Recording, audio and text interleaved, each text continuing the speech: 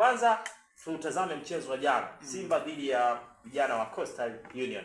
Nyama Simba anaibuka na ushindi wa kamba mbili. Safi kabisa katika mchezo wa jana. Tutazame aina ya mechi namna ambavyo ilikuwa. Kwa asilimia kubwa Simba aliutawala mchezo. Coastal pengine changamoto yao ilikuwa katika eneo gani? Kuna namna ukiwaangalia Coastal jana maeneo mengi sana mwa uwanja toka mpira ulipoanza walikuwa wanazidiwa.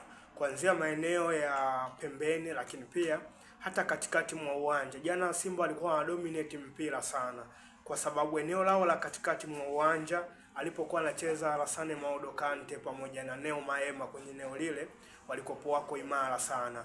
Na of course ukimtazama Neo Maema unamuona ni mchezaji ambaye kuna kitu anakitafuta bado ndani ya Simba, na pengine hatutaenda kushangaa sana kama Neo Maema Simba wanaweza kwenda kumpa mkataba mwingine zaidi kuendelea baada ya jana kuonyesha vizuri.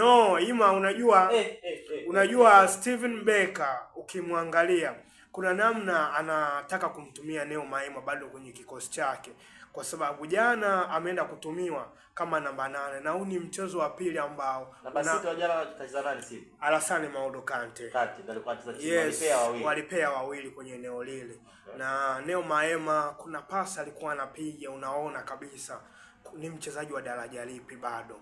Kuna namna alikopa anaipush team juu, kuna namna alikopa anacheza kwenye eneo lile akiwa na ubunifu sana. Creativity zake zilikopo zinaongezeka zaidi. Na anapokuwa na mpira ulikopo unaona hata kila pasi ambazo kwa anapiga nyuma ya migongo wa linzi wa Coastal Union unaona bado alikopa anavunja sana safu ya mpinzani. Simba jana wamedominate mpira sana. Clatous Chota Chama, muangalie aina ya goli ambalo alienda kulitengeneza na likaenda kuzaliwa na Simba. Alienda down zaidi. Kuanzia phase ya kwanza alienda kutengeneza ile goal na alienda kupola mpira yeye, akaanza kufanya mikimbio yeye mpaka goli linaenda kuzaliwa.